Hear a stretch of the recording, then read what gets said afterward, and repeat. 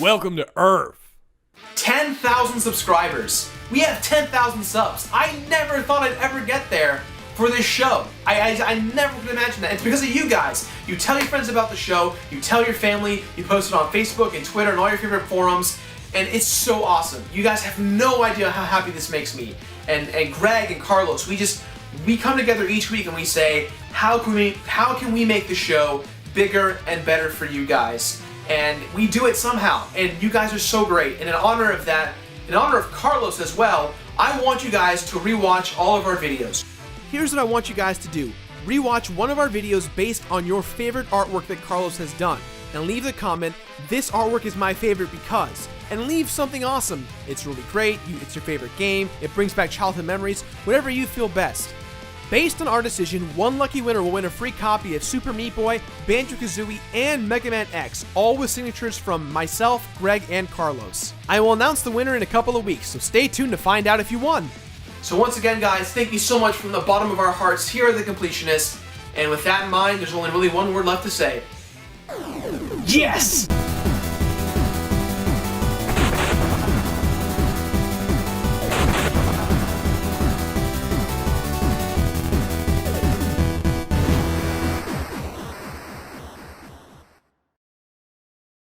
Brave Fencer Musashi Den. Did you say Brave Fencer Sushi? Hell yeah! 今週のコンプリーショニストへようこそ。あれ？いつの間に日本語喋れてんの？よっしゃ！クマ！ Brave Fencer Musashi, also known as Musashi. This is one of those ancient games to stem from the golden era of Squaresoft that definitely needed more praise than it received. I, like most people, knew about this game because I had bought Final Fantasy VIII, and everyone who bought Final Fantasy VIII got a demo of Brave Fencer Musashi. But Beatman, you do not know the way of the samurai. You have dishonored your father. You hurt my head off. First off, this game isn't so much about samurais as you think, Greg, and second, that's just incredibly inappropriate. You dishonor your father!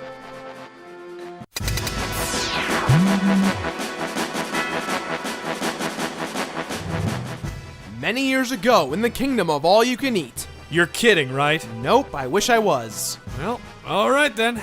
Many years ago, in the kingdom of all you can eat, an evil force known as the Wizard of Darkness was reigning terror, trying to take over the planet. But by the power of Lumina, the Sword of Luminescence, he was defeated by the legendary Brave Fencer Musashi. Precisely 150 years later, an entity known as the Thirst Quencher Empire. So original! I love it!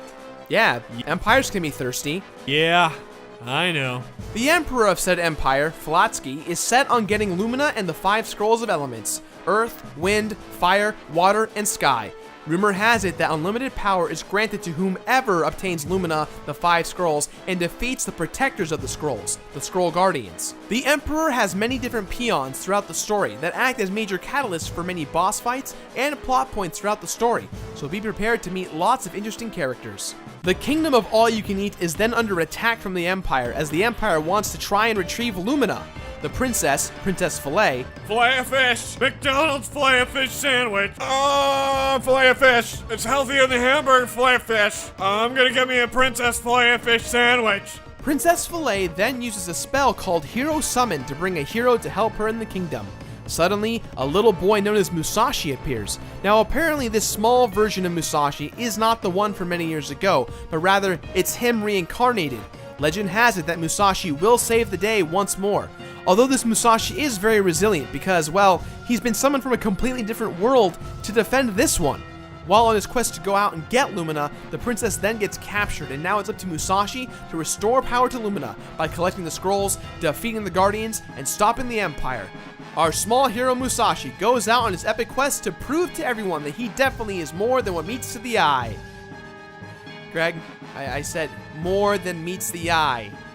Greg, more than meets the eye. Transformers, more than meets the guy. Fly fish!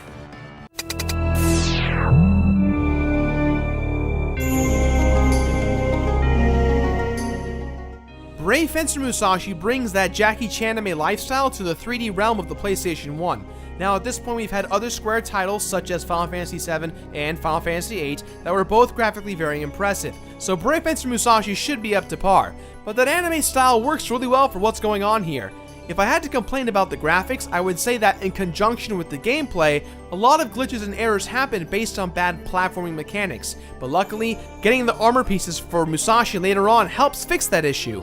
Of course, this is a Squaresoft game, so the music's going to be beautiful, it's going to be memorable, and you're going to love listening to every single track along the way. I mean, sometimes I would just find the excuse to go visit the castle just so I can rock out to that heroic theme. The voice acting and the comedic writing for this game go hand in hand very nicely, yet for whatever reason, all the females keep using the word like, and it gets very annoying very quickly. It reminded me of a bunch of 13-year-old girls just talking, and not necessarily at anyone either. Oh my god, Brian, it's like so she's like, it's all over the like, oh my like. Collecting the 5 scrolls really shows off the great potential of environmental manipulation within this game. You cannot progress at certain parts of this game without using one of the 5 scrolls. Now, the Earth Scroll performs earthquakes, which usually knocks boulders over or clears a path for you. The Water Scroll gives you the water shield and the ability to shoot water as well as walk on water. The Fire Scroll lets you shoot fire like a flamethrower. The Wind Scroll allows you to power through particularly strong wind patterns through tunnels in order to get to certain areas. And the Sky Scroll literally lets you hover. One of the best moments in this game that really shines to me, in terms of setting a fun tone, is right in the beginning moments when you finally retrieved Lumina. Square takes a page from Indiana Jones and you are suddenly being chased by a big head statue. Not quite a boulder, but it's close enough. There was just something so fun about that boulder head thing trying to kill me via lasers moments before, and now it's still trying to kill me while I'm running from it. And yet, while I'm running, there still was never that really big sense of danger, but I still felt pretty badass just running from it.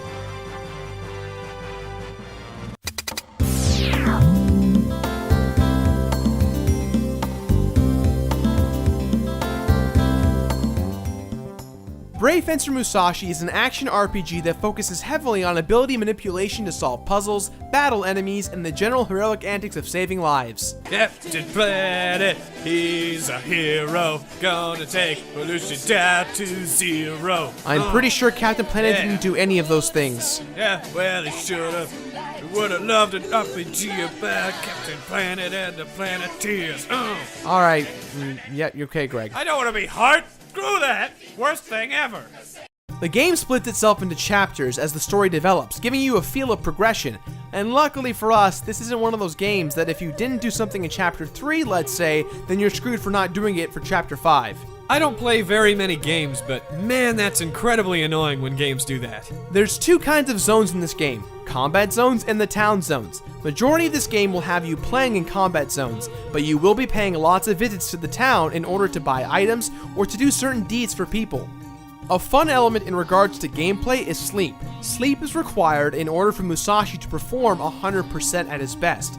What's fun too is that certain stores, quests, people to speak with, monsters, and events only occur at particular times, so using that sleep function really helps to speed up the process. Wait. This game requires you to sleep? I love this game! I love sleeping! Yeah! Before you even get Lumina, you are actually given your primary sword known as Fusion. Fusion is a short blade that possesses the power to absorb enemies and use its abilities. This is one of those key elements in regards to solving puzzles and battling certain enemies. From hopping over vines to curing poison itself to just unloading a crap ton of bullets, absorbing abilities becomes one useful tool. Upon your journey to finding the 5 scrolls, you will encounter several pieces of junk and treasure that must be identified by the appraiser, but you'll learn soon enough that you can actually end up finding the 6 pieces of legendary armor. The armor set consists of the legendary belt, which lets you double jump, the legendary goggles, which lets Musashi appraise items on his own, the legendary shoes, which allows Musashi to walk on tough surfaces, the legendary vest speeds up time needed to build up a guard gauge for special attacks, and the quilt, which decreases the amount of time needed for sleep. I actually made a little mistake. There is 6 armor pieces, but I left one out. One's the L bracelet, which allows you to climb on walls using both Lumina and Fusion, which is really cool. But what I also forgot to mention is that you actually get 7, but you can't actually have all 7. You have to choose between one. You either can choose the quilt or the gloves. Now in my case, I chose the quilt to kind of make things easier when I rest. However, you can get the L gloves, which allow you to do more critical damage to enemies. You'll notice that you've got an HP meter and a BP meter. BP essentially is MP for moves you absorb with Fusion. Like Mega Man X and Super Metroid, Brave Fencer Musashi also gives that great feeling of progression for character growth. From the start, you've got a very small HP and BP gauge, but by the end of the game, you'll have more than enough to make you feel stronger. What I really love about Brave Fencer Musashi is the process of expanding both HP and BP meters. In order to expand your HP, you must find the last 13 of a race called the Minku, who in my opinion looks a lot like baby Moogles. If you pick them up and throw them, they will give you a berry, which then increases your HP. In order to increase your BP, you've got to do a bit more than just pick up a cute animal and throw it. I gotta have my weekly dose of animal abuse. According to the kingdom, 35 people of the kingdom's finest have gone missing. They've been kidnapped and turned into Bincho fields, which are blue crystals that fuel the empire. Using Lumina, you can save these people, and by the time you've saved all 35, not only do you have more than enough BP, but you can learn a handful of fresh new moves like combos and glide attacks and such. You can even upgrade Fusion to become stronger. Speaking of stronger, you actually gain levels based on how far you've traveled, how many times you've used Lumina, how many times you've used Fusion, and how much damage you've inflicted on enemies. Leveling up these elements help you do more damage as well as be able to take more damage, and they're all fairly easy to level up. There is a toy store in town that, while not that important, sells toys based on characters you've met and enemies you've fought.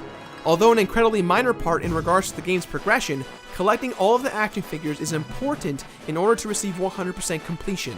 The special series action figures are only available when certain tasks are met, such as collecting every single treasure in the game, finding all the Minkus, fighting the Mama Minku, to even finding all the Bincho fields. You can't even get 100% on the first playthrough no matter what you do, because in order to unlock some of those last action figures, you have to beat the game once. The hunt for the scrolls usually take place in some type of temple or dungeon. These areas are plenty long and difficult, but they're still very fun. The boss fights at the end of these areas are fantastic. For each scroll in this game is a corresponding crest guardian whose job is to protect said scroll. Which kinda sucks because I really wish they had more bosses. But then again, there were those hugging gargoyles. Hug time! Everybody hug! Hugs for everyone! Yay, hug! I like hugs.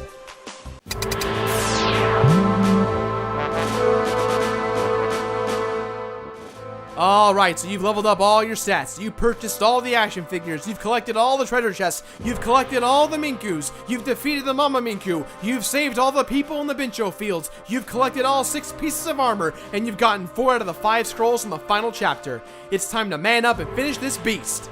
After collecting the final scroll, you then go into the Empire's flying ship known as Soda Fountain. Damn it! I want a soda! This is one of the most badass levels in gaming history because you really get to show yourself off in regards to what you've learned, using all the scrolls, using fusion when necessary, and it's pretty damn lengthy, giving you a lot of different boss fights and a great feel of closure when you finally reach the end. It turns out that the final Crest Guardian is on the ship itself, and after you've killed it, it is then revealed that Musashi actually has done the opposite of saving the day, but he's actually brought destruction upon the planet. The Crest Guardians were binded to protect the scrolls because the original Brave Fencer Musashi actually sealed away the Wizard of Darkness in Lumina itself, and this Musashi went out of his way and destroyed the Crest Guardians, and now the Wizard is free to go ahead and destroy the planet.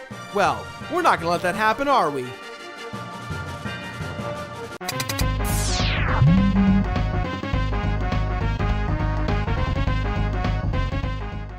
To 100% complete this game, you need to acquire all of the action figures available in this game. But like I said, it's impossible to get all of them until you've beaten the game once. Once you've beaten the game, you can then save the game file and you're transported back to the beginning of Chapter 6. If you go back to the toy store, you can now buy the remaining action figures. And once you've got the action figures again, it's time to beat the boss a second time. Unfortunately, the bonus of 100% for this game is not really worth it. When you beat the game, you are then given a nice picture from the entire crew of Brave Fencer Musashi that says, "Perfect, thanks for playing." That's all? I'm gonna make a sandwich now! ブレイブフェンサー武蔵と言われば Alright, you know what? I've had enough! Is it gone? I think we're okay. Brave Fencer Musashi is quite possibly one of the most underrated RPGs to stem from Squaresoft during the Golden Era. Now they did release a sequel, but I never heard anything about it, nor did I ever get to play it. With that in mind, this game gets my completionist rating of... finish it.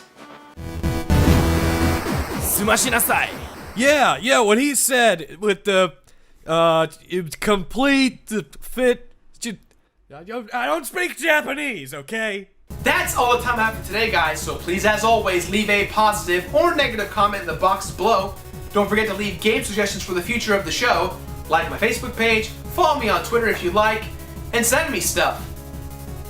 I got a P.O. box, so you can send me stuff. You want like artwork, or a hug. This is the best hug! This is the best hug I've ever received. Now if you excuse me, guys, I'm gonna take a nap. Hey, Philip. Transformers, nothing needs the guy. Transformers, robots in disguise. Nah, they're the Transformers. They're gonna turn into cars and kill you too. Filet of fish and McDonald's too. I kinda got away from that one. I kinda let that one get away from me. Oh my god, I'm so hungry. To run this episode, I'm so hungry. I feel like I eat everything in my house. Stay away from me, cat. I'm gonna eat you, cat. Come here, cat. I'm gonna eat you, Transformer cat. Woo! Play a fish.